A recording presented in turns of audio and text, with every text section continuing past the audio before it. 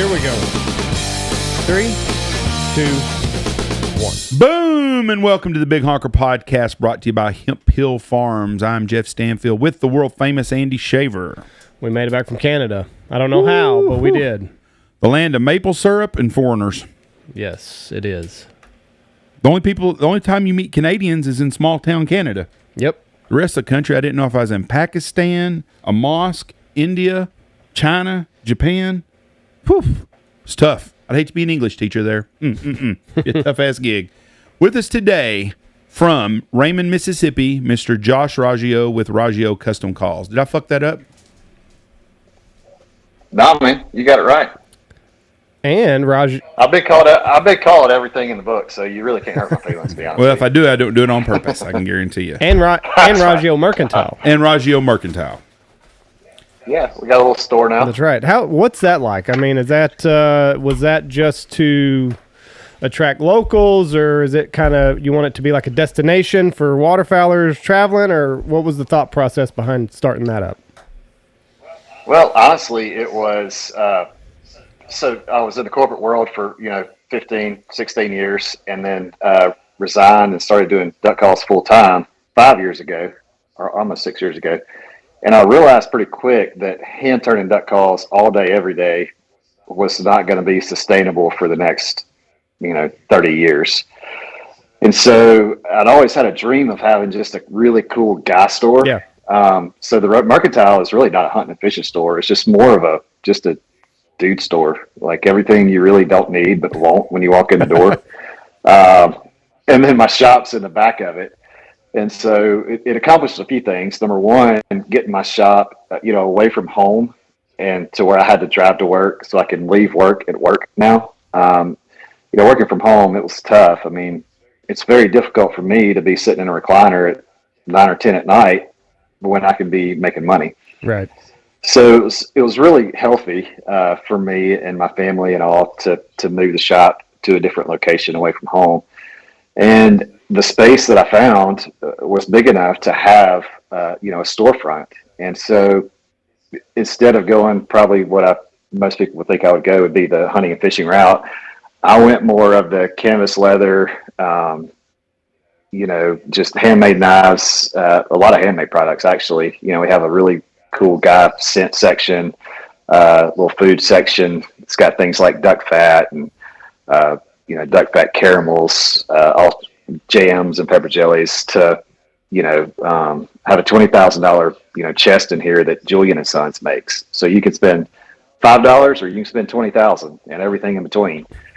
So that was really, another source of or stream of revenue, because I know I physically probably can't turn duck calls forever. And that realization came with, needing a store or something else to bring in revenue. Like you mentioned, kind of having a home base, I guess, for the calls, also a brick and mortar.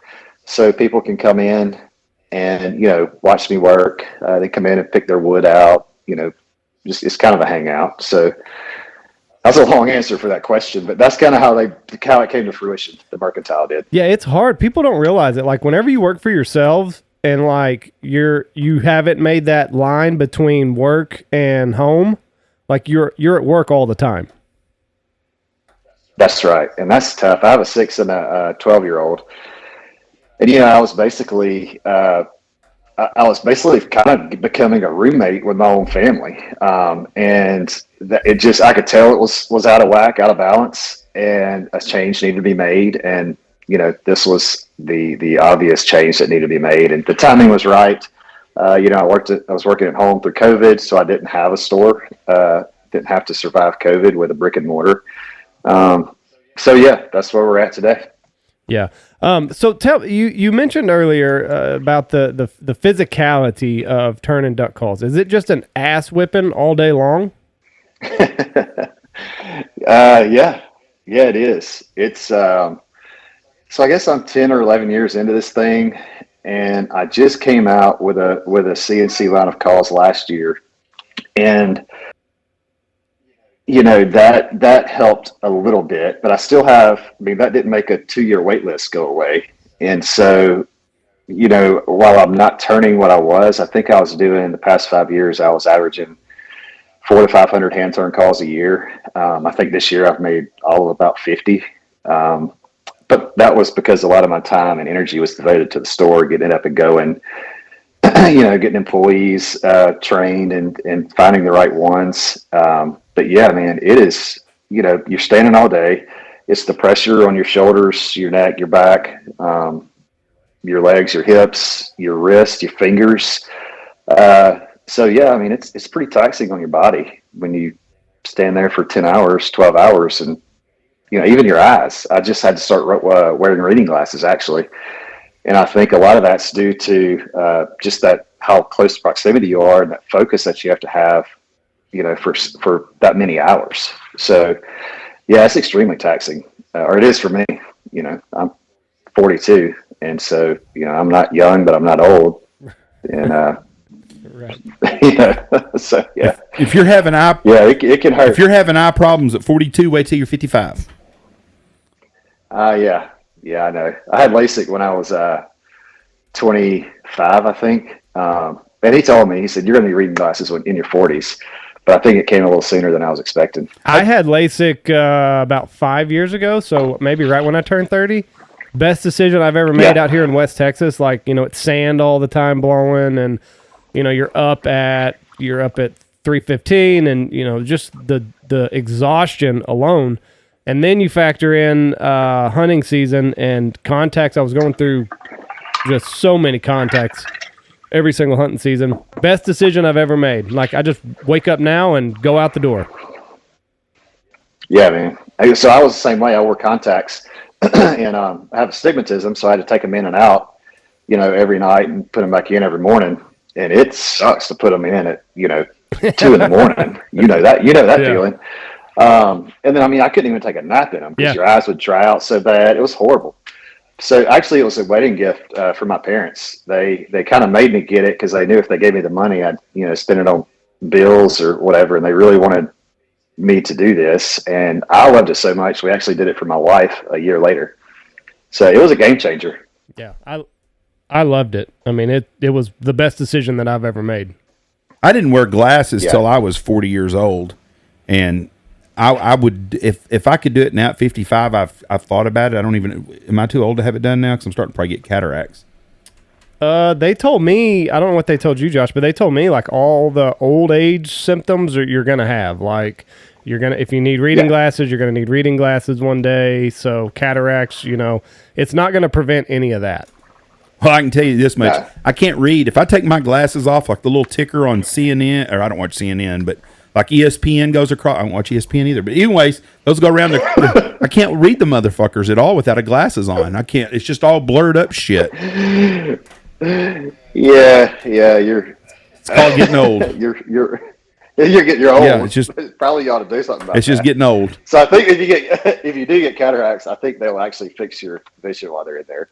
So see there, Jeff? You can either wait a little bit longer or go ahead and do it and then have to have the cataract surgery also. I hate going to an optometrist because I always feel like I'm lying to the lady because they'll flip it around like, what about, is this better? Yeah, that's better right there. Then they flip it again. What about that? Ooh, that's better. Then they flip it again. No, that's not as good. And then they do. Well, earlier you told me this was the best. Well, fuck, I'm not lying to you.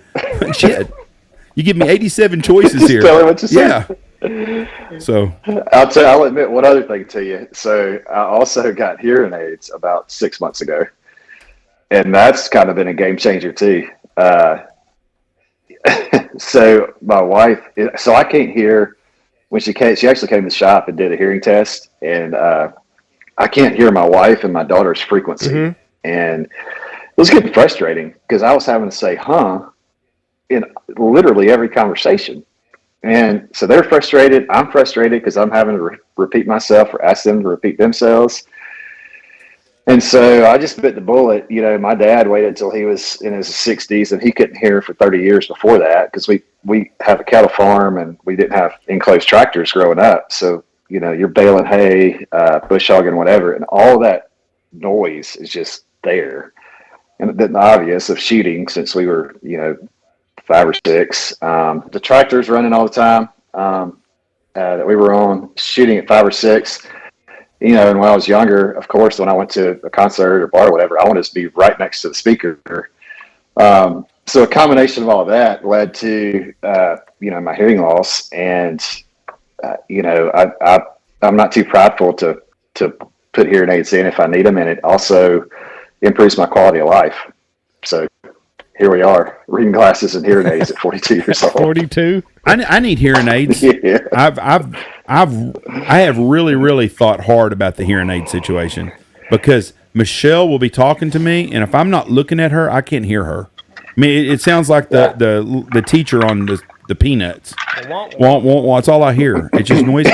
And like if I'm in the airport or if I'm talking and walking to someone, if I get ahead of them at all, they can say, "Listen, you fat bastard," I'd never hear the words.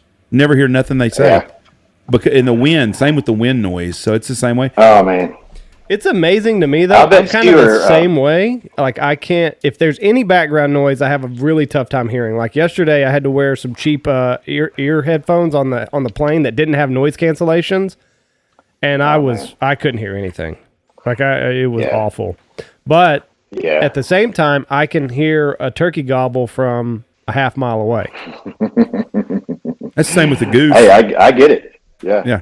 Yeah, I'm looking forward to seeing this turkey season how they improve, because you know they're rechargeable. There's no batteries anymore. You know, they Bluetooth to your phone.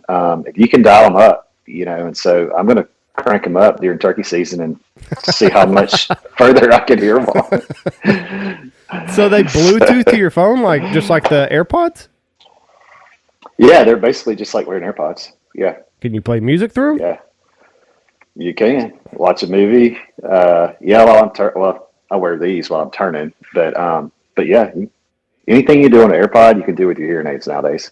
And people can't even see them. Like they don't even know how to wear them. One of our good friends, Guggenheim, he recently got hearing aids, I guess last year, and he was talking about how hearing loss is directly linked to dementia. Uh-oh. Yeah. I'm fucked. Well, I think mine's directly related to shooting, speakers, concerts, and tractors, personally. But no. Yeah, Googie's a good friend, you know? Yeah. No, it's Googie, people that have hearing loss have a higher rate of getting dementia. I got you. I'm going to go get mine. I cannot afford to lose my Yeah, brain. Googie did my the two guns that we've done the past, 4 or 5 years now. Y'all familiar with that? Have y'all seen those? I don't know if we have or not. I've seen a lot of his woodwork stuff. Yeah, so that gave me the idea. You know, he made the guitar. I'm sure y'all seen the guitar with the ducks. Yes. That are kind of cupped up, going up the fretboard, and then I think it's on the head too. Anyway, so I had this idea that, okay, well, if he can do it on that, he should be able to do it on a gun stock, even though it is slightly concave. It's not directly flat. So I called him, told him my idea, and he jumped on board as soon as I told him. He said, "Yeah, we'll figure it out." So the first year I went and bought a fairly cheap 410, because that was when the shells were starting to get better, you know, as far as duck loads go. And he put 3 mallards with mother of pearl in that stock. And so I hunted with that gun for a couple of years, shot it only. And then Browning saw it, and Browning, you know, was sent me a Satori, a really nice 20 gauge. And so the 20 gauge, we did, I don't know if you guys can see it, but have daisies, like a compass and feathers on my arm here. Yeah. And so he basically put my tattoo in the stock of that Satori. And so he's done 2 for me so far, and it's amazing. He's got hours and hours and hours into that thing, cutting every little piece of, you know, mother of pearl. But they're showpieces, and I hunt with them, you know. So you can go back, probably scroll through Instagram and see some pictures of it. But yeah, he's amazing, man. You should hunt with that gun. That's what it's for. I've never understood that people that have these classic guns or custom made guns, or just they spend a lot of money on a gun that they love to shoot, but then they put it in a safe and they don't ever use it anymore. Use the damn thing. That's what it's for. That's what it's made for. It's a tool. I agree. Mine is just, you know, Mine just is a little fancier. Yeah. So, but I love it. Yeah, and people, man, it's definitely a conversation piece. Anywhere I take that gun, a lot of people have seen it, through social media and stuff, and want to hold it and shoot it, and just it's a cool thing that he did for me, and it's something that the word's kind of gotten out. So I try to take them both wherever I go, if I can, because people just want to see them in person. That's the thing. Waterfowlers are so cool. You don't see that with deer hunters. I'm sure there's some deer guy that's got a custom stock on a gun and stuff, but waterfowlers are so unique compared to any other hunters when it comes to that stuff. Yeah.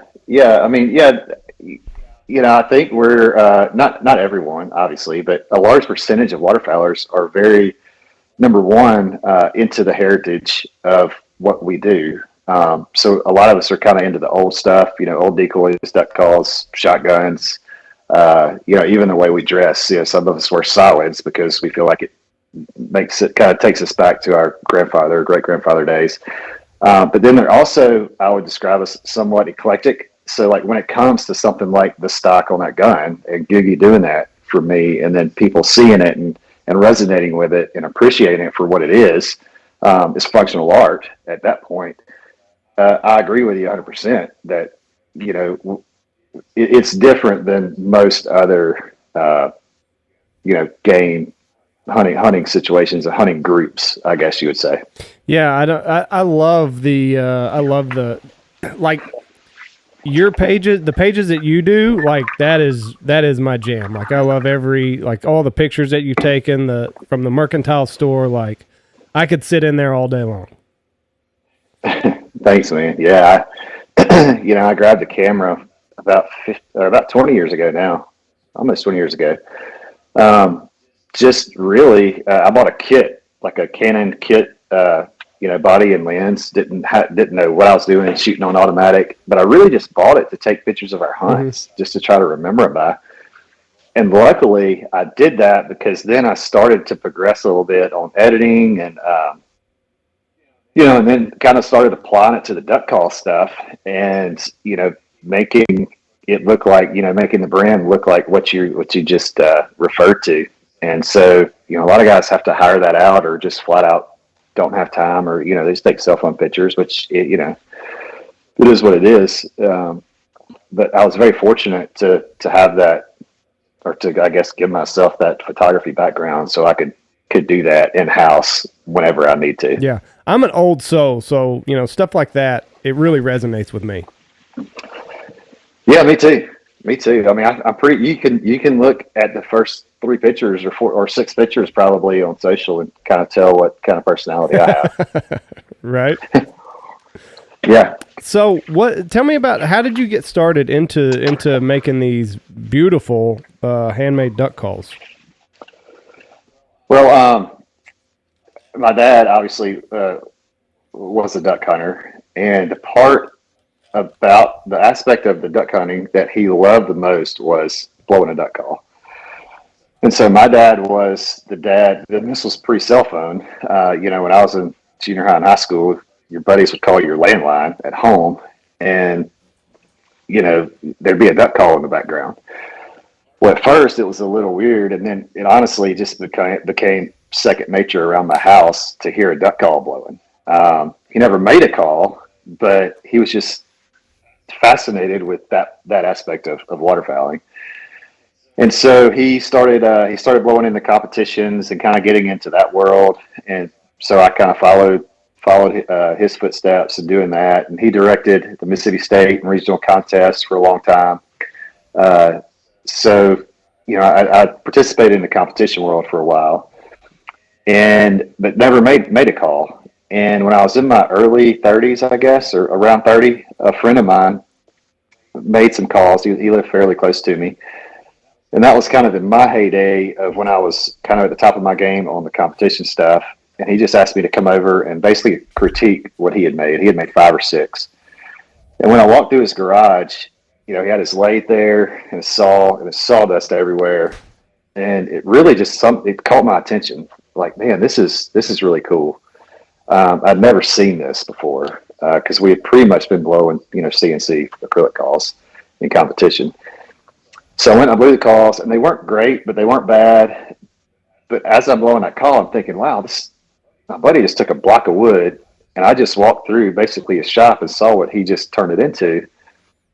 And internally, I just thought, I've got to do this one day. Like, as a waterfowler, this could be the greatest accomplishment to me, in my mind, to make your own instrument, to go out and call ducks and it work, and put them on a stringer and take them home. And so that kind of began my journey. I put it out. That was back on forum days. That was before Facebook. That I was looking for used equipment, a lathe, a bandsaw, drill press, and a guy about 30 minutes away had it. He had tried to make turkey calls, wasn't his thing. So I met him, bought it, and honest to God, did not even know how to turn the things on. Like, had no woodworking experience whatsoever. And so from there, it was trial and error. A buddy of mine, Ryan Barrett, had made a few calls, and he came over, and we kind of, with what I had, kind of struggled through it. We had a call. We made a call, but it was not one that you would go hunt with for sure. And there just wasn't a lot of information back then about how to stuff. Right. Now you can get on a Facebook page, ask somebody how to make a duck call, and hell, they'll send you a video with everything you need, and or you can just go buy a tone board, I guess, these days too, and slap your name on it, become a call making company. Does that annoy you? But Does that annoy you? Man, honestly, my opinion doesn't matter because the consumer doesn't care. But from somebody So, that was self-taught and cut their teeth and so much trial and error and hours, man hours just, basically not wasted, but spent honing your craft. And then somebody tries to take a shortcut. It annoys the piss out of me. Well, yeah, I mean, I could definitely see why it would. But to each his own. If you can sleep at night and that's how you do it and want to do it, it's at that point it's strictly a business. Like there's no purity to the history of the thing at that point. And if that's not what you care about, if all you care about is making money, you buying a tone board or modifying somebody else's, calling whatever it is, hey, whatever, man. If it works for you, that's awesome. I just went a different direction because of the meaning of it, and that heritage that we talked about a little bit earlier. Butch I'd leave my house at 4 a.m. on Saturdays. I could be at his doorstep at R&T at 8. He'd work with me for 2 hours on a routine. Then I'd drive back home. Greg Hood is in Clarksdale, Mississippi. Same way. Rick Dunn, same way.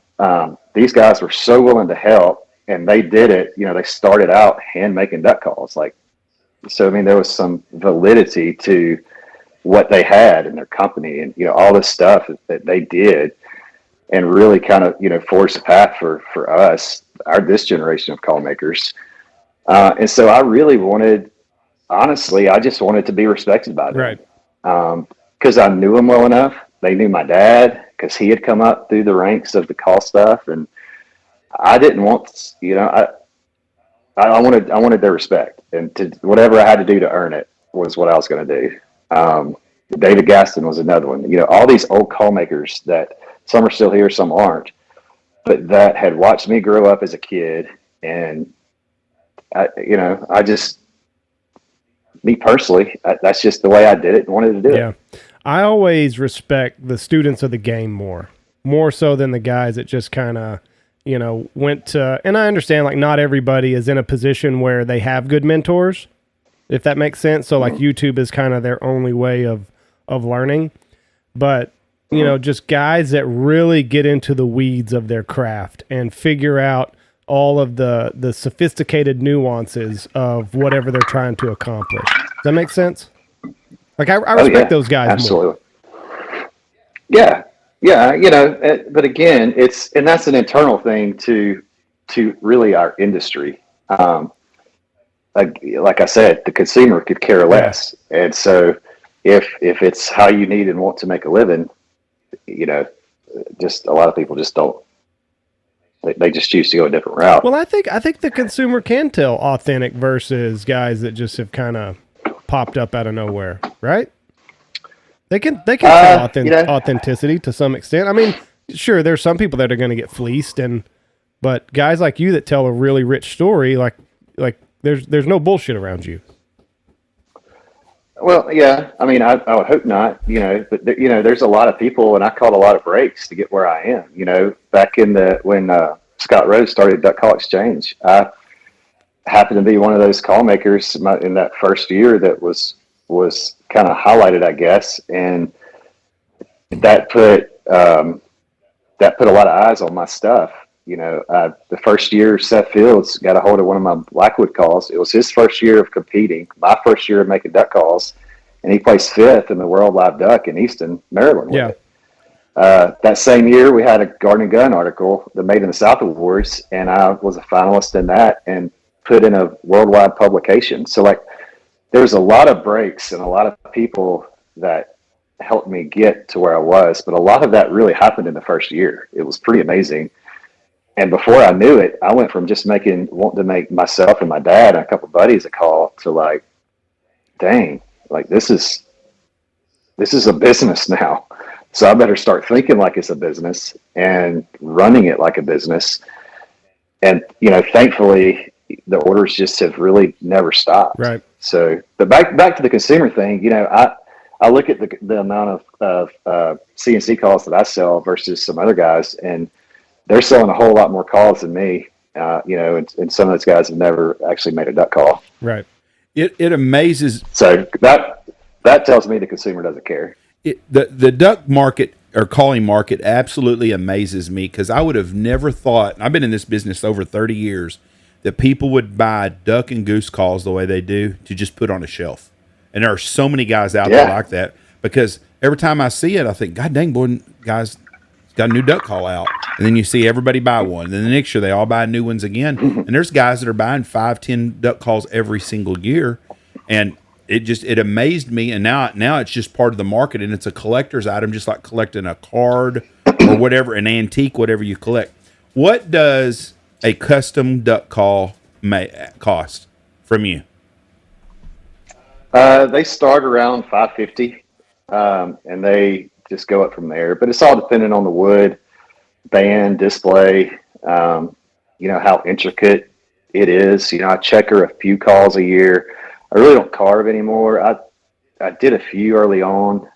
They weren't, there's some guys that are just unbelievable artists. They can draw a scene on a duck call and then carve it out, and it looks like a picture. I'm not that guy. I would describe myself, when it comes to something like that, more folk art. And I hope that's how it's appreciated in 100 or 200 years. So, it just all depends. But that's where my pricing's at right now. About $550 on a starter call. What is what's the weight line on that? If someone's going to listen to this right now and think, you know what, that'd make a good Christmas gift for my husband or my wife, because we have a lot of women that listen to this. How long out are we talking on a waiting list to get on something like that? It's 2 years right now, and I've really Christmas of 26, maybe I could get one. That's a good problem to have. It's a good and bad, because the store certainly didn't help me get through those orders at all. When you go from 450 a year to 50 right now, that actually probably put me back another year. But the store's starting to run itself and doing well, and so I'm back in the shop a little more. I'm working on our fellowship calls, which that event's at the end of this month. And then I've got to finish. I don't know if y'all saw the deal in Garden and Gun, the Pappy Van Winkle duck calls. Yes, we're going to get into that. Yeah, I got to finish those too. So, right now the order stack is not moving because I have other obligations that I'm feeling right now. But yeah, it's approximately 2 years. I mean, create a demand. You know what I mean? Yes, that's exactly right. Or you can go get a really nice CNC Rajio duck call online right now. Right now. And they do sound good. They do sound really good. They're based. We took one of the calls that I made, actually sitting here, and that's what they're all based off of. And they are runners. You can bark on them a little bit. It's not a cut down, but you can bark on them a little bit if you're a fairly advanced caller. but you can also do the soft wines, and it's easily a really nice finishing call too. Was that a whole nother ball of wax that you had to get into with the CNC stuff, or was it fairly straightforward once you had the wood down? Pretty easy to transition. Well, yeah, it's just making that call that that you're about to replicate a whole bunch of times. So obviously you want it perfect.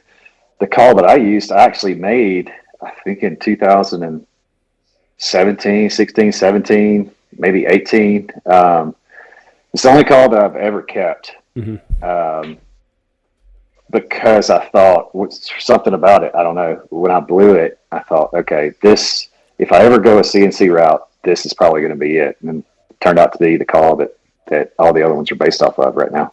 What is that like? Do you ever have like a selfish moment, like when you're making this beautiful call and it's running perfectly? You're like, motherfucker, this would look so good on my lanyard right now.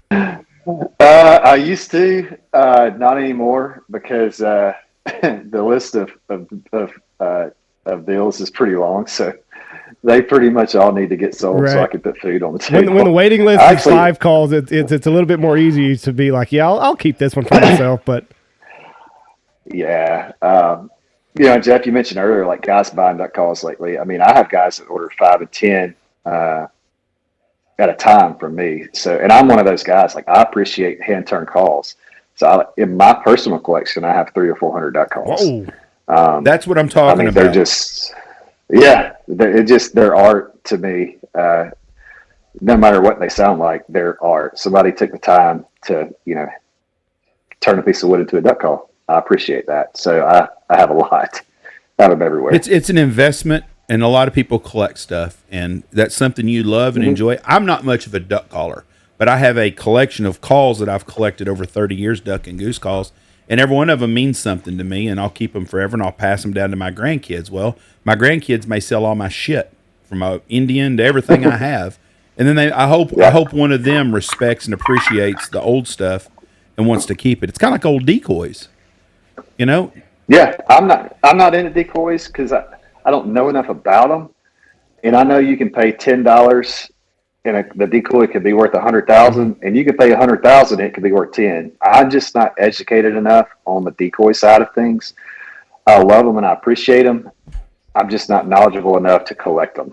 I like old. Jeff's not either. I had one at my house. I thought was worth maybe a lot of money. That was worth $300. I think, but I don't care as long as they look good. If I like them and they look cool, I want them on my wall. Mm-hmm. And that's what means something to me. We had John Dieter on. Have you ever seen any of the stuff that it's Guyot and Dieter? They do a big once a month auction type thing. Anyway, we had him on, and I think he kind of popped Jeff's bubble about some of his decoys. Yes, he did. Yeah, that's the go-to. I think we actually have a lady here in Jackson, Mississippi, that's one of the top experts also in decoy collecting and the knowledge of it and appraisals and that type stuff. But it's just I picked one thing. It was duck calls. I can't get into that. I don't need to get into anything else that costs that much money. Let's put it that way. Yeah, I don't have enough money to play the big time decoys, but I like stuff and I like things that mean a lot to me. Like I've got 2 old Herder's styrofoam decoys from 1972 or 73 in my office that my dad hunted over with us when me and Tony were little boys. I was 8 years old and Tony was 6 years old. And them 2 decoys right there mean more to me because I actually hunted up with them and grew up with them. And I've got some old Victor flat bottom mallard decoys that if you threw one and hit someone, you could probably kill somebody with it. They're heavy, but I hunted over them as a kid, and they always they're special to me because of what they signify to me. And if you'll let me grab this real quick. So these are on display in my shop up here, but this is actually what I hunt over. So not all the time, but when I can. So Gene Everett makes these. He's out of Peoria, Illinois, and this was one of the first ones. But I have about 2 dozen of these. I think I have 4 cans, a couple widgeon. But these are, some of them are hollow bodies, some of them are cork. But this is what my style is. So a working decoy. the artistry of the mantle decoys is unbelievable, but this is more of my style because I feel like this is more relatable to my call and like what I do and how I make calls than the really fancy ones that are probably worth a lot more money. But so yeah, this is what I hunt over. That's what's cool about duck hunters is you can go out, you can buy you some old wooden decoys, or you can hand carve them yourself, or you can buy some new decoys that are hand carved, and you can hunt over them. You can wear flannels, you can wear some old hip boots, or just some Filsons, whatever you want to do, and you can do stuff exactly. You can shoot in with Boss shot shells. You can shoot your grandpa's gun. You can do the same stuff that they did in 1920s and 30s. And to me, that's just really cool nostalgia. And duck hunters are really, really unique about that. And I think that's what makes us a special breed of people. So we respect that. Yeah. Yeah, I agree.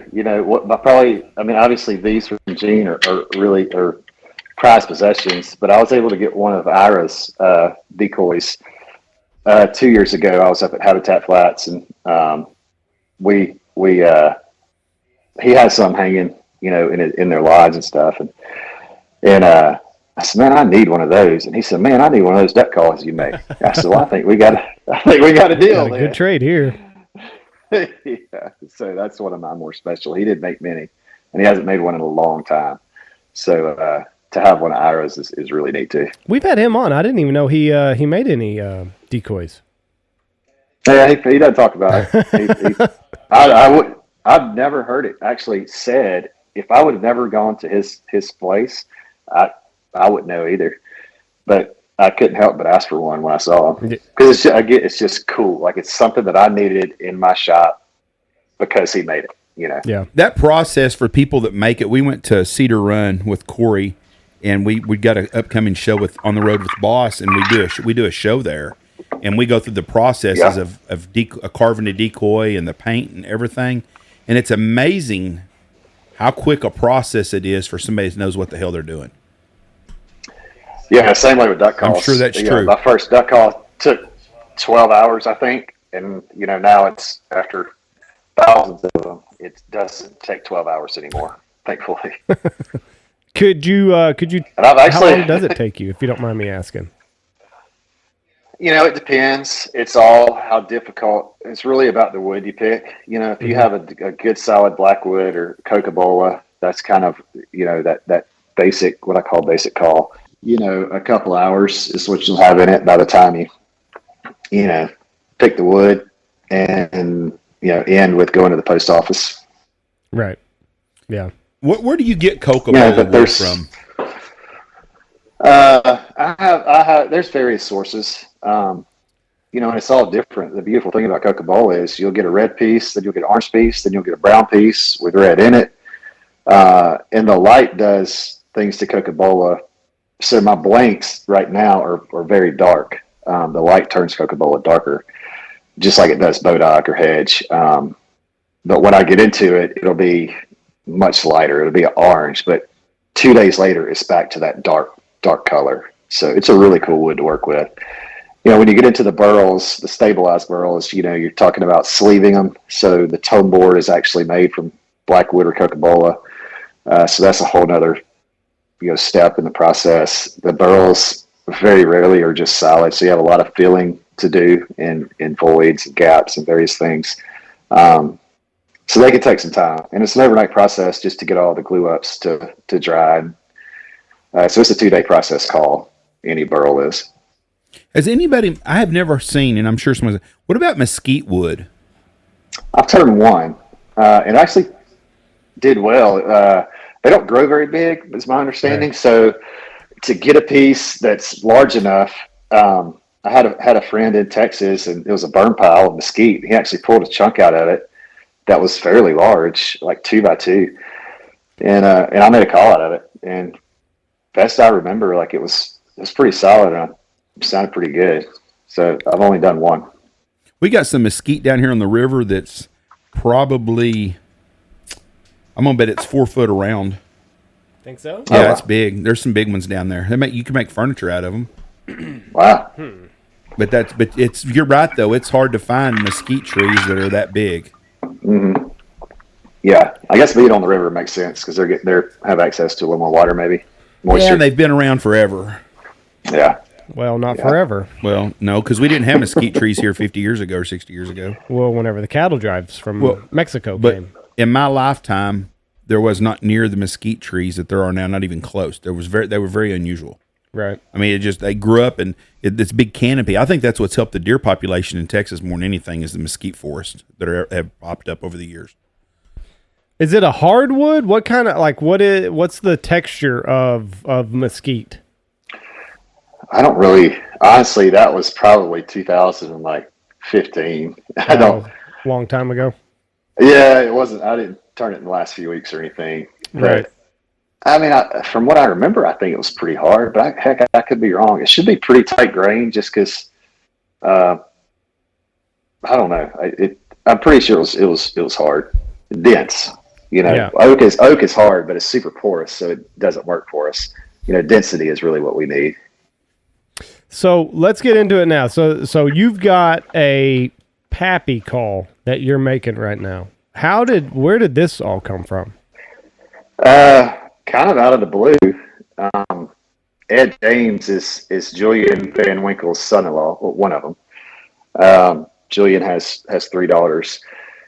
And he had the idea of doing this project of turning Pappy barrel staves into calls, and then he's also a woodworker, so he was going to make the display boxes, and then Julian was going to donate the bourbon.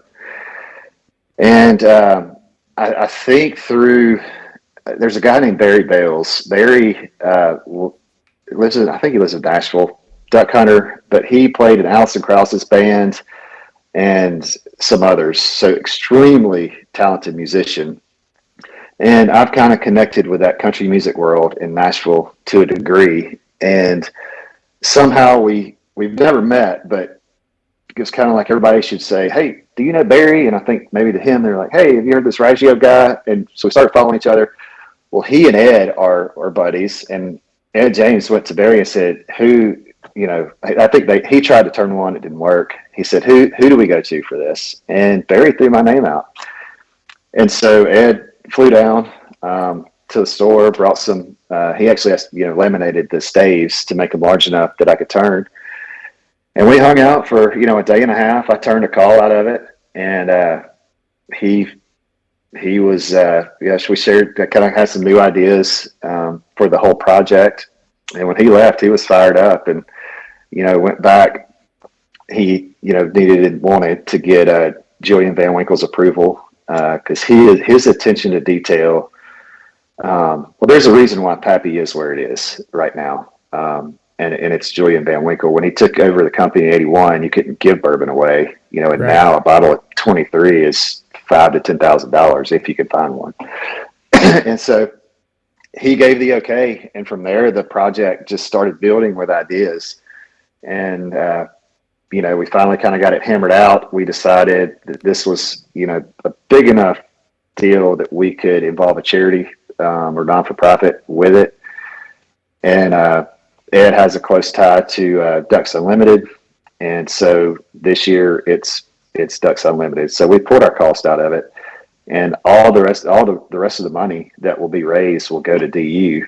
And so they're hosting a dinner November the 9th. I don't know how they sold tickets, if it was invitation only or whatever, but they've already raised more than six figures just in admission to the dinner. And that's where they'll auction off the calls. And 1 through 3 comes with a bottle of 23. I think number 2 comes with a bottle of 20, and number 3 comes with a bottle of 15. And then 4 through 10, there's 10 of them. 4 through 10 come with Beretta silver pigeons that they've engraved the Pappy logo in the stock on those 4 through 10 calls. And then my friend Rick Simmons in Texas, he's a hand engraver. And so we got him involved. He actually hand engraves Pappy on the bands of the calls with some scrolling, and then it's 1 of 10, 2 of 10, so on. So all the engraving you see is done by hand also on each call. And they're not dated because this year's calls are named Pappy. next year's calls will be named something else. So the year is designated by the name of the call from that year. So this is going to be a multi-year deal. As of right now, yes. Right. So people, if people can start saving up now to get into these auctions. I believe, I don't know if it's going to be open to the public also. I heard 4 through 10 were going to be sold via raffle tickets. 1 through 3 were going to be auctioned off.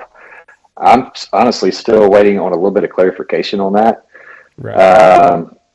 But yeah, they're expecting the number 1 to go for, a whole lot of money. I'm betting I can't wait to see. Oh, I would. Yeah. I mean, 100 what were you thinking? 100 grand. I haven't heard that high thrown out. 50 is a number that I've heard. But it just depends. I don't know who's going to be there. My guess is it's probably a lot of their highest donors. It's a pretty special event, and it depends on who wants it the worst. You get the right guys in a bidding war that really don't have a stopping point, and it could get wild. I'm excited for it. Yeah, money's not an option to someone that's got a lot of it. So, 100 grand is $100 to them is $10 to me. So if they spend 100 grand to put in their case to say that I have this and you don't, it's pretty cool. If I'd have won that lottery the other day, I'd have paid 100,000 for it. I'd have bought all 3 of them. The corner of the market. I would have. I'm telling you right now, I would have bought. I'd be that asshole. Who's that asshole in the back of the room that's bought all 3 of those? That'd be me. We sure would have let you. No, so the goal is obviously to give back with this deal. We already have some charities, in mind for next year and future years, depending on how long we keep doing this. And obviously this is not the first, duck call turned out of a barrel stave. However, it is the first Pappy one, and the first involvement with the actual, owner, founder of the company, their family, and kind of the whole collaboration of it and how it's being done. So we're pretty proud of it. I've made calls for a lot of very, very, very famous people. I've had been fortunate to be able to go to a lot of places that just I would have never dreamed of going. But this one is probably, it's at the top as far as just coolness factor. For them to select me, it was a huge compliment, very humbling to be able to do this with Ed and Julian Van Winkle. It's just right. I believe I say that. So now here's my dumb question of well, my first dumb question that I know about. How do you get, because the barrel staves, they're not very thick, right? Like they're Correct. only an inch or so thick, maybe an inch and a half. So how do you get a call out of that? I'll show you real quick. All right, so this is one of the barrel staves or blanks. So the black line going through it. Can you guys see that? So obviously this is a stave and this is a stave. Bourbon barrels are charred on the inside, and so that's the char line. So they put them together like this. So now it's an inch and a half. So this is turnable now. Got it. So they mash it all together. Yeah, it's just they're just laminated together. Right there. Ed does that because I do round stuff, not square stuff. So he handles that. Now that makes more sense because like when I first heard about this, I was like, well, how the fuck is this even possible? Yeah. Actually, I have the number 1 barrel right here, I think. Let's see. So I have to clean this copper off, but so there's your char line, and you probably can't see because of the light, but it says Pappy there. Yep. This is number 1. So this is number 1. So we'll see how it does. Now, in all of this, have you gotten to have any expensive Pappy? There's a bottle of 23 sitting over there. Ooh. Goes good with Coca-Cola. Fuck, Jeff. That was for picture purposes. I don't know if I get to keep it or not. But, Just take it off the top. You know what? Drain that sumbitch, put a hole in the middle of it, put some wax on the bottom of it, fill it up with some other kind, and the person that gets it down the road will be like, "This tastes a little different." Not what I was expecting. Well, I did not expect it to taste like Rich and Rare. I don't drink anymore, so there's really no temptation, believe it or not. I don't drink bourbon anyways much. I wouldn't know the difference between Rich and Rare and Pappy 23. I bet you would. I don't know that I would. That's blasphemous. No. I've never had a sip of 23. I think I've had it to maybe 18. And it's not Crown Royal or Maker's Mark, that's for sure. Can you imagine that you make something and it's worth that kind of money, a bottle of it? The bourbon deal just blows my mind. That some old guys used to make bourbon just to get by with rock gut whiskey because the water was terrible to drink in most places. That has turned into this huge following that we have. When we were in Canada just yesterday, I was in the airport in Calgary. All the single barrel whiskeys that are up in Canada that are locals, just like they have everywhere. It's crazy the amount of whiskeys that are out there nowadays. Yeah. There are a lot of bad livers in the United States right now, I can tell you. Yeah. Hey, no doubt, around the world. Yes. COVID was hard on people. We're still recovering. That's true. That's true. Me and Jeff couldn't hear anybody because they had masks on, and then there's a lot of bad livers going around. I've seen that like kids in the developmental age of like 18 months to 2 years, they're way behind on their developmental processes regarding language. Like they said, there's one speech pathologist in like Florida, like her business has blown up like 700% since COVID. Because the kids listen to everybody through a mask? No, because when kids are learning how to speak, they read lips. Yeah, because the mask. That's what I'm saying. The mask screwed it up. Yeah, so kids didn't have that benefit of reading the lips. So, like, there's a lot of kids, and I guess it would be younger than 18 months, but yeah, right around that developmental age, The scary thing is, are there a bunch of short bus riders that wore a fucking mask at their house around their families, just their immediate families, and they all sat around with masks on all night long? And you know it happened. Yeah. Just stupid. Well, it's like seeing somebody in their car by themselves with a mask on. I can't quite grasp that thought process. I saw it a month ago in Wichita Falls, Texas, a lady driving down the road. And I thought, you fucking moron. What are you doing? You're by yourself. You afraid of yourself? Maybe she was an Uber driver, Jeff. No, she had a placard on that said United Regional Health. She worked for the hospital there. But fuck, take your mask off driving down the road at least. But she's by herself wearing a mask. And I thought, what a dumbass. I mean, that's all I could think of. Matter of fact, I didn't see nobody hardly at all with a mask in Canada. And on the airlines, I saw maybe 2 people wearing a mask on all the airplanes. We took 87 fucking flights the last 4 days. But there was not a lot of mask wearing going on. Yeah. No, I flew a few times over the past month or so, and I really didn't see hardly any. No, they even had a radio in Calgary, and they were talking about masks, and they said at a hospital's coming out there and get your fucking, your 87th booster shot and shit. But on there it says masks are not required. If you feel comfortable wear them, but you're not required. And that really surprised me for the Canadian government to tell people that. And that was on a PDA on the radio. Or not a PDA, really? PSA? Yeah, PDA's kissing, PSA's talking. How'd y'all do it there? Smoked them. Did you talk about it yet? We did really good. Hunted 3 days, and we had 5 hunts over 3 days, and we killed over 300 birds. It was snow geese and ducks, but I'm a Texas boy, so the thought of snow goose hunting, going all the way to Canada to snow goose hunt, because my experience snow goose hunting is not very good. And when they were like, "Yeah, we're gonna snow goose hunt and duck hunt," I was like, "Oh God, this." Yeah. I'm going 1,500 miles to snow goose to chase fucking sky carp. It was insane. Like to put it mildly. And we got to shoot the new Boss War Chief. That shit is wicked. Boss was already good. That War Chief is a different level. I mean, it is an entirely different animal. Some of the birds that we were shooting at, I mean, I'm still blown away. And I'm not a very good shot. So the fact that I can knock birds down at a good range while they're flying away, that's something. I'm an above average. Were you shooting 12s? I shot 12s or I 20s? shot 12s. Jeff shot 28. I shot 28s, and let me tell you something. I'm an above average shot, and it ought to be illegal for me to get to shoot that shit at ducks and geese. Oh, it was terrible. I mean, just pillow making left and right. Poof, poof, poof.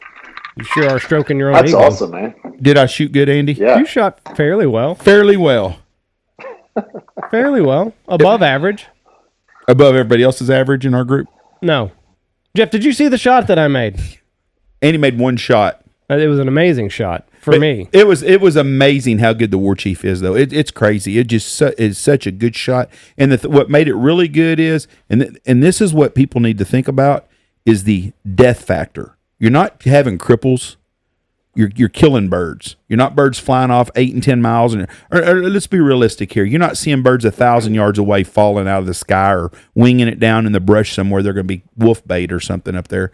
It was actually killing birds. And we picked up most of our birds right in the decoys. I mean, you shoot them and they fall right there. Yeah.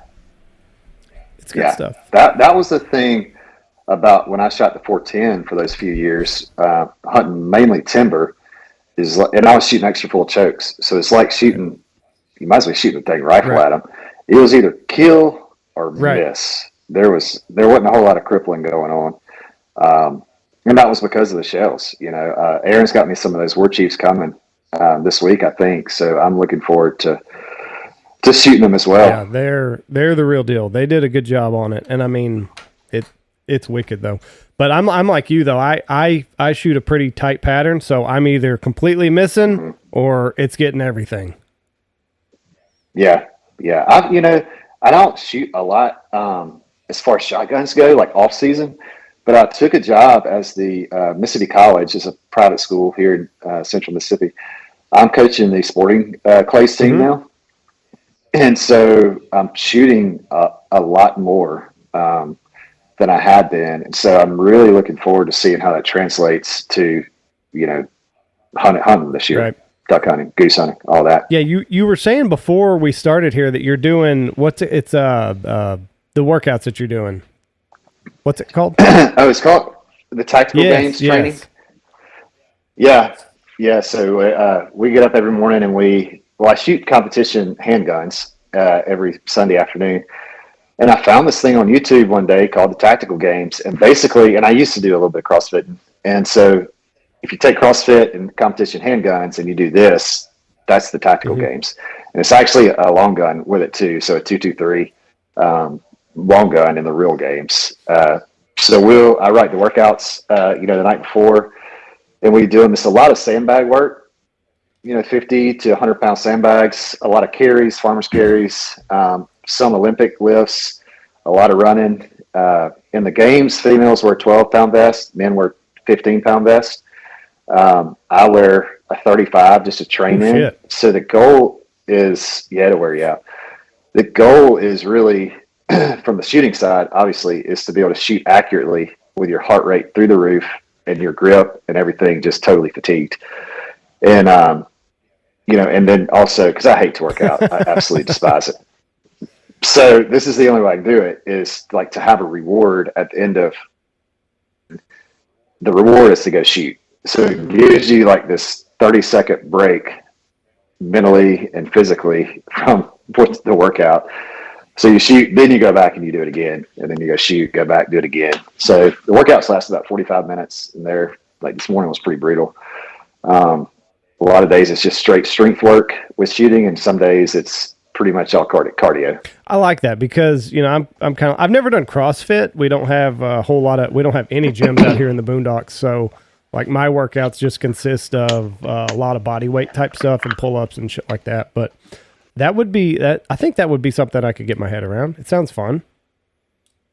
Yeah, you would enjoy it. So, there's not really anybody that obviously there's CrossFit everywhere, but there's not really anybody that does this because there's a lot that goes into this, right? So you got to have, number one, a gun range. The safety aspect of it, you really need what they call range officers watching everybody shoot safely, making sure everything's unloaded, loaded the right time. And then you have the fitness aspect of it. obviously, so you don't want people getting hurt. So you need somebody knowledgeable on form and, that thing. So there's a lot going on, I guess is my point. Yeah.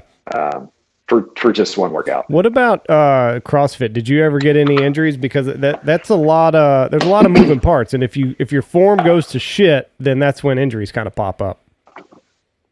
I didn't really get not an injury per se, but I had I played baseball in college, and in practice one day I played shortstop, and there's the fly ball behind third is kind of the shortstop's area right there, and I dove, and the tip of my glove caught the ground like this, and it popped all this out of place. And when I started doing CrossFit, that came back, like that hurt. And what it was golfer's elbow. So tennis elbow is on the outside, golfer's elbow is on the inside. So there's surgery you can really do for it. I was getting cortisone shots, but it was a lot of, like, I can't do pull-ups like this. I have to do them like this. So I just had to tweak a few things, but that was really the only thing that happened, I guess, injury-wise. Would that be similar to Tommy John? Because isn't Tommy John the inside ligament? Mm-hmm. Yeah, and so on my throwing arm in college, I was supposed to have that nerve pulled up to here. That I just didn't do it.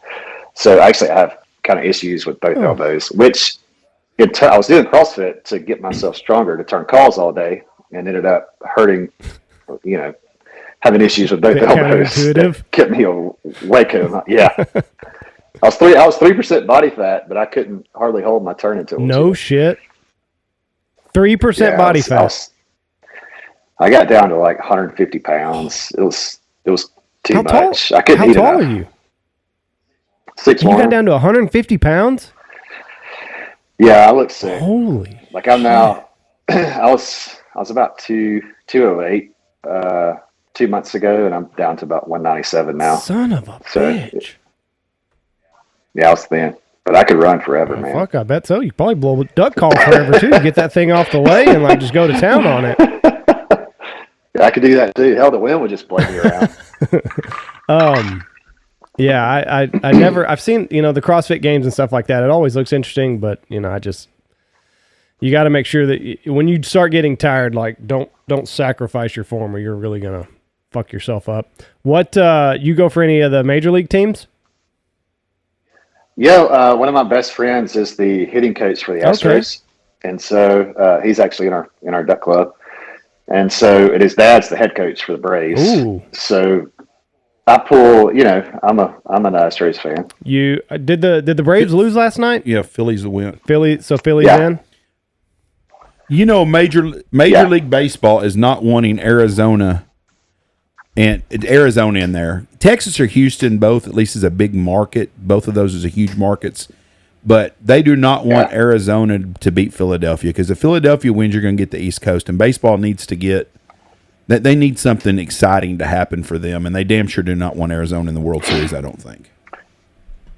Yeah, that was a shocker, obviously. LA would have been perfect. I was reading the other day, they've won like over 105 games past 5 years and can't get through the first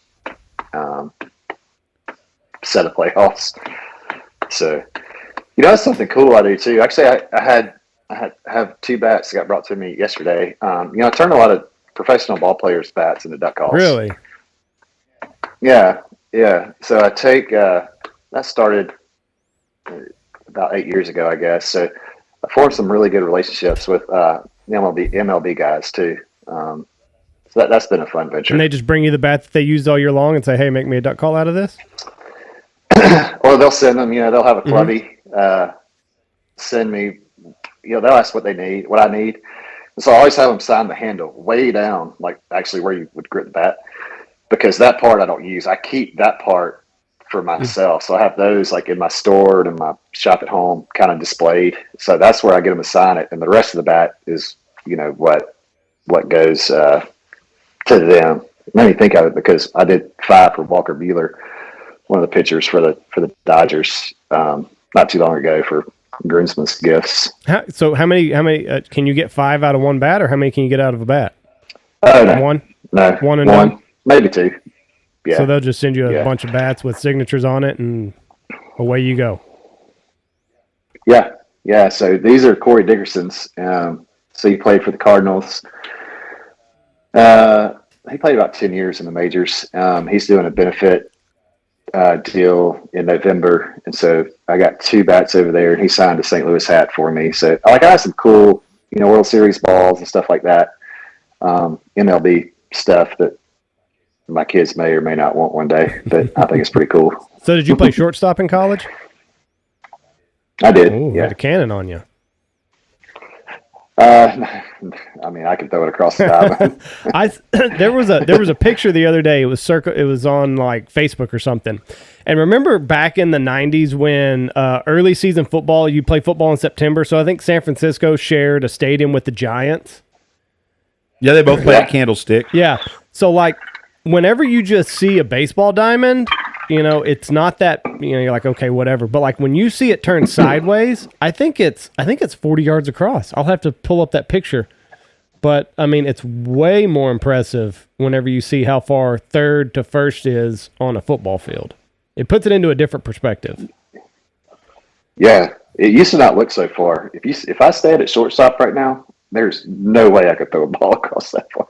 Let's see if I can find Imagine being a third baseman and catching one 10 yards past the foul line and chunking somebody out at first base. Yeah, that's a long throw. I hated Candlestick. I couldn't even hardly watch football at Kendall. It didn't go together, the way that whole setup was. Yeah, and then like, you got to talk about how bad turf is. Like, could you imagine playing on dirt? Oh, It'd be awful. yeah. Let me see. Yeah. Yeah, so third when Candlestick had their and it might not be Candlestick, but I think it might be Oakland actually. Yeah, it is. Oakland They both Raiders. play. Yeah, the Alameda's. Third base is on the 30, and then first base is on the other 30. So 10 40 yards. Yeah. 40 yards apart. And on a rope, you got to Yes. throw it. Like, football, Yeah. you lob it 40 yards. You got to throw it on a freaking dime. So you're a big time baseball player, right? Or fan? You a big baseball fan? I mean, not really. I follow a little bit. When I was done, I was kind of done. Yeah. I was over. I don't watch a lot of baseball at all now. I mean, we watched an inning the other day, and I think that's the whole inning I've watched for the whole year. But Andy was reading some stats on Bryce Harper, how young he was. He's a phenomenal player, and he's still a young man. Yeah. I've read some scouting reports when he was like 16, 17 that the scouts wrote, and they were, him and Chipper Jones. Some of that stuff comes out every now and then, and what the scouts predicted is right. Yeah. It's really cool to see him as a 17-year-old player. What the scouts wrote about him back then on the observation sheet or whatever they call it. He graduated his sophomore year. He went and he got his GED like his sophomore year Of high school. And then he went to play college for a year or whatever, just so that he could come out at like 17 or some shit. And then I think he made his first MLB start at 19. Yeah, he's amazing. And then I guess somebody from the Braves kind of needled him the other day, or I guess he made a boneheaded play one game, and The shortstop for them talk some shit, and like Bryce Harper went off the next game. I think he hit like 3 home runs or some shit like that. How old is the Chinese guy, or Japanese or Chinese or wherever he is, Shanjo Antino, whatever his name is, the kid that pitches and hits for California? I wonder how old he is. Yeah. I wonder how big he is. He is a stud. He's a big He is a dude. big guy. He's the best player in He's a baseball stud. when he's hurt now. But Yeah. He's worth $50-60 million a year easy. Yeah. He was gonna. They probably still will sign the largest contract ever. What's his name? By far. Shanjo Antono or some shit. Well, who's he play for? The Angels, California. Angels. Used to be the Los Angeles Anaheim He Angels. throws 100 miles an hour off the mound and led the league in home runs till he got hurt, I think. Oh, I'm never gonna find this name. Sanjo Antonio. Or some shit. It's the last name's OHN. Oh, Tanya. How do you say it? Oh, wait, I know. I can. How do you spell it? Fuck, OHNTO something or another. Sean Joe. I'll never find Just look up California Angels baseball player. I'll look him up. Fuck. It doesn't matter. I don't think it's the California Angels. It doesn't matter. It doesn't matter. I just was worried. I wondered how old he was. Yeah. Anyway. All right. Listen, we've kept you over an hour now, and we all know time is money. You got to be turning those calls. It is. I know. I appreciate that fat check y'all are sending me. We're all about them fat checks. All about those fat checks. Listen, this has been a lot of fun. It's been a pleasure. And you got a lot of cool stuff going on, and it's been fun to kind of see everything take place over Instagram. I'm going to plug Ducks Unlimited real quick since we're doing the DU project here. Ducks Unlimited has announced now that the Ducks Festival will be not this year. It will be in 2025. Is this 2023 right now? 25. August of 2025. I think it's the first weekend in August. We'll be at Memphis. I think at the convention center. It will all be indoors, and will be the festival. So we'll have all them things right there together. But the Ducks, is going to be the first weekend in August, 2025 in Memphis, Tennessee.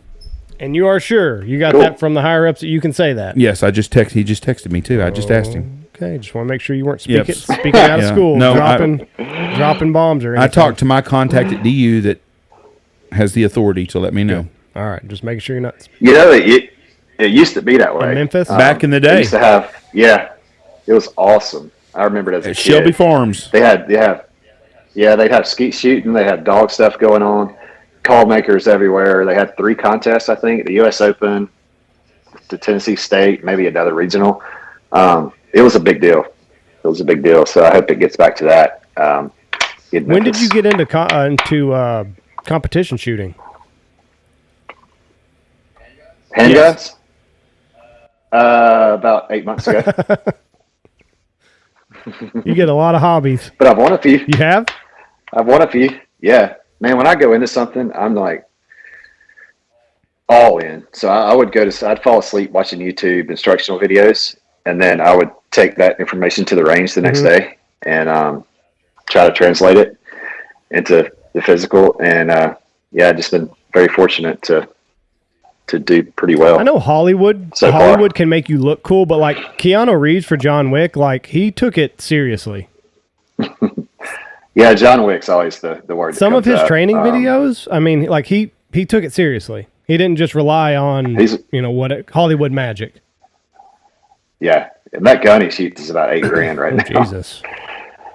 Yeah, you can pay that for a handgun. It's it's a whole nother world, man. Something new for me, and I'm always looking for something that's competitive and new, and it fits the bill, and it's 5 minutes down the road. That's the main thing. And my kids love to go do it too. My 6-year-old loves it. Make them a badass. I mean, it's a scary world that we're bringing these kids up into. So turn them into badasses. Absolutely, I couldn't agree more. All right, my man. Well, listen, this has been a lot of fun. Good luck to you. If there's anything that we can ever do for you in the future, let us know. I hope all this. I hope the Pappy thing goes well, and it's been a lot of fun. Thanks, Andy. Thanks, Josh. You have a great day, and God bless you, my friend. Hopefully, we'll see you at a hunting show here down the line. Absolutely. Bye. See you guys. Shohei Ohtani. I'd have never gotten that. It's spelled just like I told you, Ohtani. That's exactly how you said it. 29 years old and probably will get the biggest contract in professional sports. He's 29? Yes. But he's got to have surgery on something because he can't throw. He can't pitch next year. But he's probably, if he wouldn't have got hurt, I think someone probably would have given him a $60 to $75 million a year deal because he's a full-time player. He plays offense every day, and then he's a Cy Young candidate pitcher every 5 days. That's I don't pay near enough attention to baseball. Imagine being a top 5 pitcher. But what's crazy is like here you're throwing out a name that I've never even heard of. Like that shows you how little I pay attention to baseball. But so when you were comparing him to Bryce Harper, like Bryce Harper was a man like in his early 20s, right? Yeah, this guy's played a long time though. Has he always been a stud? Yeah, he's been playing baseball for in the pros in America for. Let me try to find his statistics. Because Bryce Harper's 30. Yep. He was the rookie of the year in 18. He played in Japan and then came over here. Okay, he didn't come over here till he shined. He was American League Rookie of the Year in 18. He's the Silver Slugger Award in 21. Home run leader in 23. Triples leader in 21. Hit for cycle. And then his pitching statistics are 38-19 and earned run average of 3 with 600 strikeouts. And then he's also hit 171 home runs and 437 RBIs. When he gets done playing baseball, if he's healthy for a while and he plays another 6 years, he'll end up hitting probably 400 home runs and probably win 100 games as a pitcher. Wow. We've never had anybody like that in baseball. Babe Ruth. Yeah. Well, he didn't pitch. Yeah, he did. He did? Babe Ruth was a pitcher too. I thought he was third baseman. No, he was a pitcher and a right fielder, I think. I don't know what position he played for sure, but I know he did pitch. But yeah, he pitched for the Yankees and the Red Sox. He was a good pitcher. I'll be damned. But guys back then were tougher than ever. And yeah. Jim Kern was telling me that. I gotta pee. Hang on. Okay. Weak bladder, coffee and water. Anyways, Jim Kern was telling me about Bob Gibson, I believe was the guy's name. He pitched for the St. Louis Cardinals. Mm-hmm. And so Jim was telling me how he pitched and he never went out hardly. And so I looked up his statistics. Fuck, he started 40 games a year and he pitched 8 to 9 innings every game. Sometimes he'd pitch 10, 11, 12 innings. Babe Ruth had ERA of 2.28. It's pretty damn good. And 488 strikeouts. And that was the dead ball area. He was the only one hitting home runs. That's not his, surely to God, that's not his win-loss record as a pitcher. Probably was, yeah. 94 and 46. Almost won 100 games. Wow. Hits 2,800, 714 home runs. Now, this kid's only going to hit 400 home runs because he didn't play his whole career there. Okay, now when you say dead ball era like that, nobody was hitting home runs other than the Babe? They didn't score They didn't score. The baseball was a low-scoring game. There's like 3-2 games, 4-3 games. It wasn't like today where you got 11-9 and 15-6. And so 714 home runs is impressive. Well, yeah, it's impressive in today's standards. But now I don't think the baseball fields were as big probably back then, and they may be. I know that where he played at with the Fenway. I think he played there too, but he played at New York. And I think they played the Polo Ground. I think it was called the Polo Grounds, and I think it was like hitting it out of Yellowstone to get it out of Dead Center. It was a big park. Because Bryce Harper has 306 home runs. Well, but he's not always just a big home run hitter. But that's still impressive for a guy that's 30 years old. He's going to hit 500 to 600 home runs. I mean, look at Mark McGwire. Look at Barry Bonds. I think Barry Bonds hit 800 home runs. Yeah, you got Benatrix next to him. But here's the thing. Barry Bonds is not in because he was on steroids. I think he should be in. I do too. And Babe Ruth was on methamphetamines and all kinds of shit. Hey, probably. You don't fucking know that. I think it was pretty well known. Those guys were pretty much meth. Well, yeah, some kind of speed. Wow, these are heavy accusations against the greatest baseball player ever. Probably pretty true. He drank and partied all the time. I'm sure they were on some kind of stuff. You could probably look it up and probably find out. Babe Ruth drug. Look at that. Ruth went 24-13 with a ERA at 2 and 6 shutouts in 1917. And then they traded him for My Fair Lady. I think that's the play they traded him for. This says Babe Ruth administered to himself an injection of an extract from sheep testicles. It's called sperm. I don't know if I believe that. I don't either. And I don't care. And I don't care that... Also, eating Rocky Mountain oysters was a popular trick back in the day. Well, so he had a heart on all the time, too. I don't care that Barry Bonds took steroids. Still had to hit the ball. I don't care. You did. He had to take a round bat or a cylinder bat and hit a round ball, and it's impressive to do anyways. But I don't think that... It was just a different game, and people were different back then. Right. But first of all, back when Babe Ruth was playing, they couldn't do testing for shit. They didn't even have the ability to do it. Right. I don't know. I just recently read that the UFC is ditching their drug testing policies, and I don't know why. It has to do something with Conor McGregor. The UFC is? Yeah, they have a governing body called USADA, and they're the ones that test all of their fighters. And I just saw yesterday, I haven't got to read it, I just saw a headline that they are ditching USADA. Do you care if some guy that's fighting is like a cyborg? I don't. Well, here's the deal. And so I read, so there's a guy named Gordon Ryan, and he is the best jiu-jitsu practitioner ever. I mean, the guy's built like a brick shit house, and he's really, really good. And he had an interesting take on it. He said, you're going to make, so basically, if you have the money to get around the testing, like Conor McGregor obviously does, like Conor's not going to get popped. Like he's got the best team. They know how long that shit's, when to go on, when to come off, how to finagle the testing.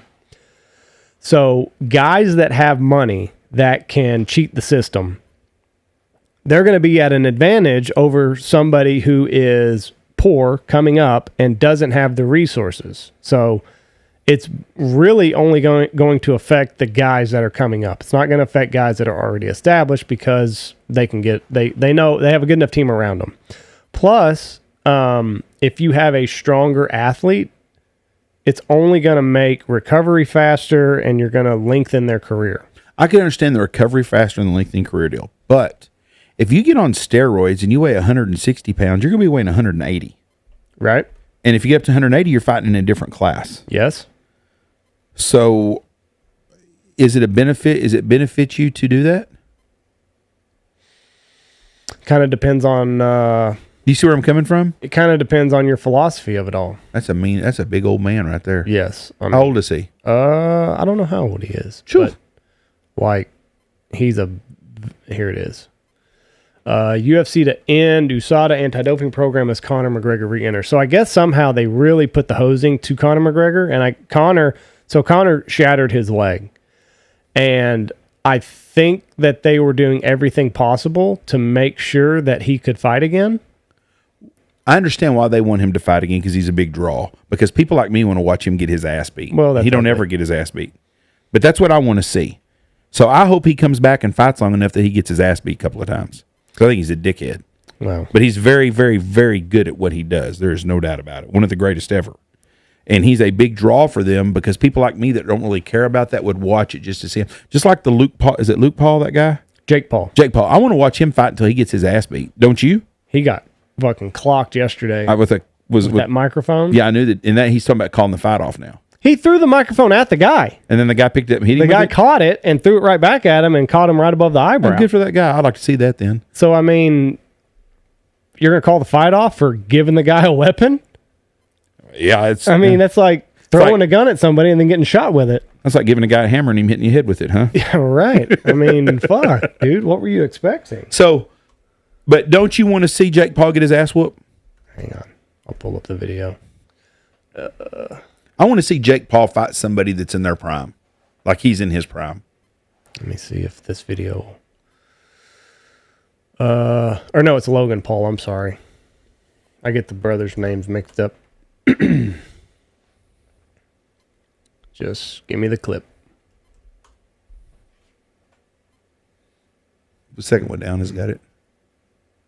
Or the top one, I guess, does. Yeah. Let's see. Is that Joe Rogan in the middle of them? No. I wouldn't want to fuck with Joe Rogan either. I bet he's a scrapper. Yeah, he's a black belt in jiu-jitsu. Why is nothing working? Every fucking right there on the top one on the bottom. No, it's not letting me click is what I'm telling you. There you go. There was a really good angle. Is Dana White in the middle of that? My first wearing a fur coat.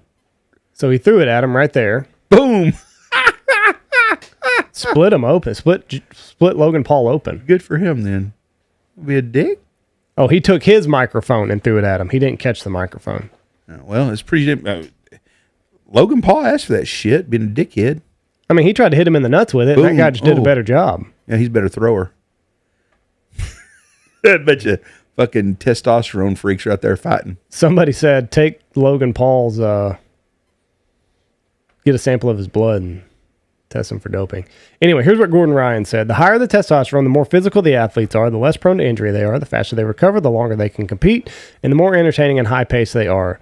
The better they look, the more attention they draw, the more money they make.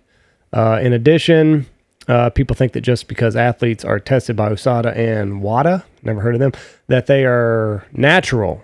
With the amount of money, pride, legacies on the line, beating drug tests has become a multi-billion-dollar industry. This means that athletes who have money or are part of big teams with the resources needed are able to actually beat the test. So that's funny that testosterone, all that more they have in them. The book I was reading on the plane was about these people that have made this superior, not race, it's this genetic. They go to Amazon and they get these pure people that are still basically have never had anything other than their own inbreeding their whole life. Right. And they genetically dope them and they fill them with testosterone and stuff, and it makes them really, really fast, really, really quick, which there's a difference between fast and quick. And I'm quick. And they teach people, or not, they also have a very high pain tolerance. Right. And they require very little water and food to go. And it was pretty interesting, but it's kind of on that deal. The basis of it is if you get them and you dope them up with a bunch of testosterone, even though it's natural type stuff, you can add to their genetics to bulk them up. This guy was a part of like a Cuban type of experiment. Well, he looks at Yoel Romero.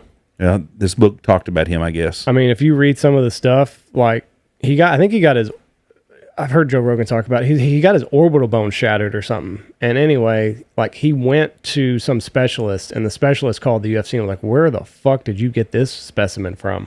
Like he's healing already. No, that's the same type deal. I mean, the dark government has been doing experiments since fucking back in the days of the kings and, the King of England. They did shit to people in the dungeons and shit. So who knows? I mean, they didn't do shit like this, but it's been just an ongoing process. Let me see. And the guy also probably grew up really poor in Cuba where he was eating rice and beans every day. Oh, yeah. Like, guaranteed he didn't have anything. But anyway, I don't have time to read it right now. We got shit to do. Yep. All right. God bless y'all. Y'all have a great week. Thank y'all for listening to it. We really, really appreciate it. Go check out our Patreon account. Check out the First Family of Waterfowl on YouTube. And thank you for all the downloads and everything you've done for us. God bless y'all. Have a great Halloween. Bye. Go check out all of our sponsors. Listen, that War Chief shot it all week. It is wonderfully vicious. So go get the War Chief right now. Boss Shot Shells, MLR Graphics, Pacific Calls, Dive Bomb Industries, Dirty Duck Coffee, Shin Gear, Looking Glass Podcast, Lucky Duck, Ducks Unlimited, Double T British Kennels, Mossberg, Stanfield Outfitters, Alpha Outdoor Specialties, and Hemp Hill Farms. Get rid of those ouchies.